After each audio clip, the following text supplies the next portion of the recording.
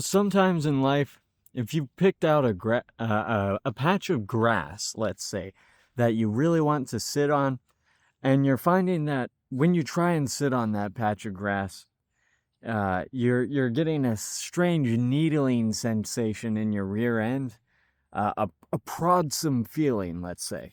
Uh, and no matter how many times you check the grass, there's nothing poking in the grass. But when you try to sit down on the grass, yeah, it starts needling you. Well, sometimes you got to realize in life that it's because you got to stand up from that spot of grass and brush the burrs off of your own seat of your trousers before sitting on that patch of grass. Yeah?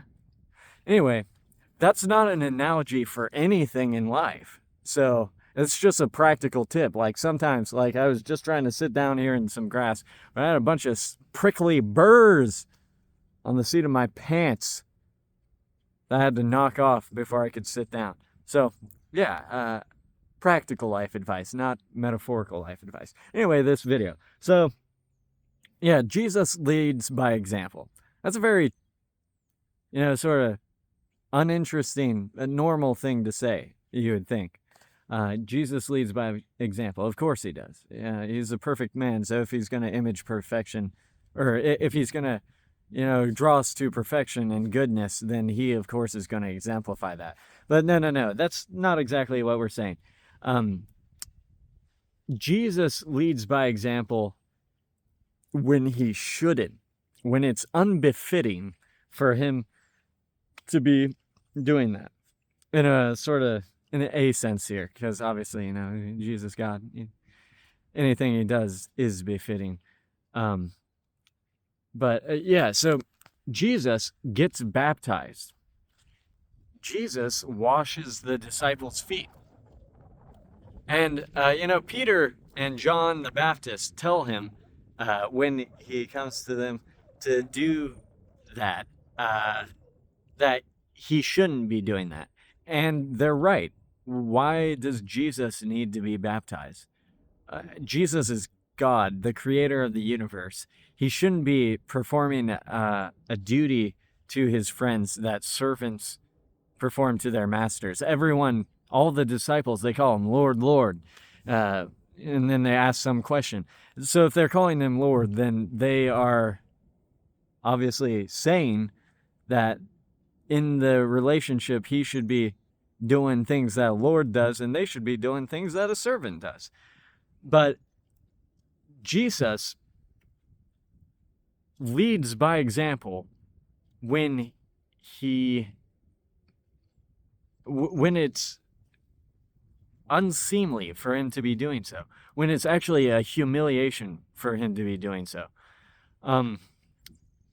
Because people won't do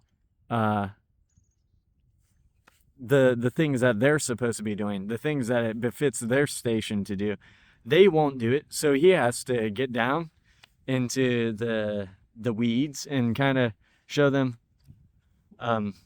well, since you all aren't willing to do this, then I'm going to. And if I'm doing it, when it's your duty to do, how much more so, sorry about the wind, eh? How much more so should you be doing it? And no one can ever accuse him of hypocrisy because he does these things. Even though, why on earth does Jesus need to be baptized? He doesn't. But he's setting an example for his disciples. He's showing that, hey, if this perfect man is getting baptized and there's symbology there, we really ought to just eat our prides and go get baptized publicly as well. Admit to everybody that we're a sinner in need of the redeeming love of Jesus Christ, So yeah, this is something that we can apply and is more than just a practical knock the burrs off the seat of your pants to life. There are going to be times where you'll be handed some sort of title or responsibility, you see, in life. And you will find that when you're over people, there will be times when they aren't doing what they're supposed to do. And you'll want to tell them, hey, you should be washing my feet. You should wash each other's feet. It's befitting of your circumstance. It's what you're called to do. But maybe in those circumstances, you shouldn't say that.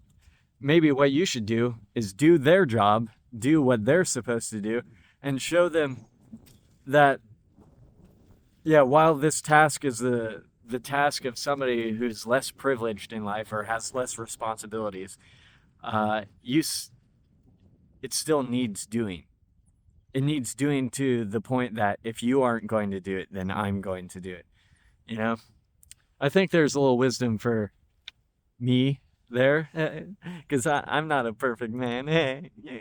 And it's something for future fathers to be thinking about, future husbands. When you want something done and your kids or your wife aren't doing it, maybe go and do it instead of them, just to show that, hey, if I, who am your father or husband, am doing your duty,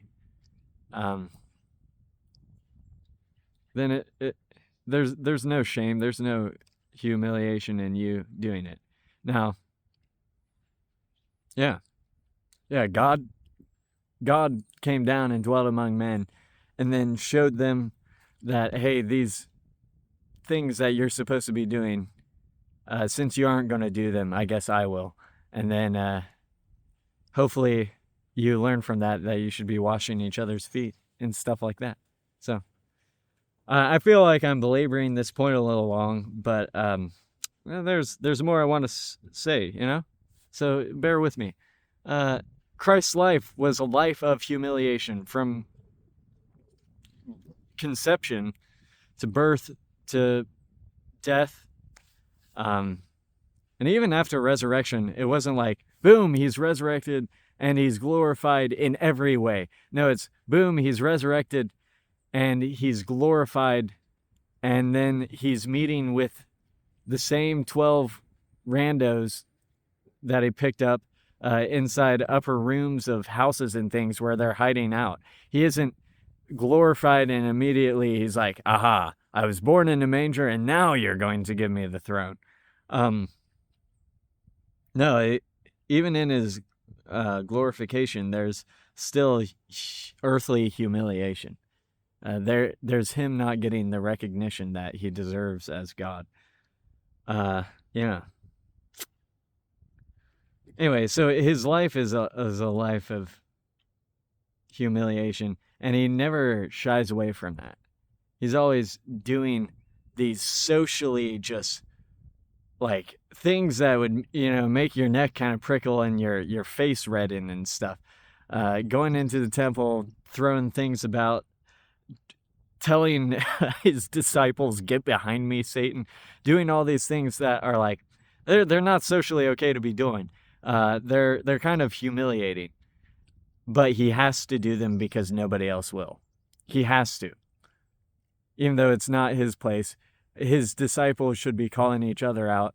The tax collectors shouldn't be freaking inside the temple. The priests and things ought to be regulating the sanctity of the temple, but nobody else is willing to do any of the things that they should be doing. So God comes down and he's like, all right, I'm going to do your jobs better than you will. So he leads by example, and he doesn't ever really say, he doesn't say too often, hey, I'm doing this thing because you guys are supposed to be doing it. Or at least not in like a complaining way. He's saying, since I do this, so should you. And it's always humble. It's always humble. It's crazy. It's always humble. It's always humble.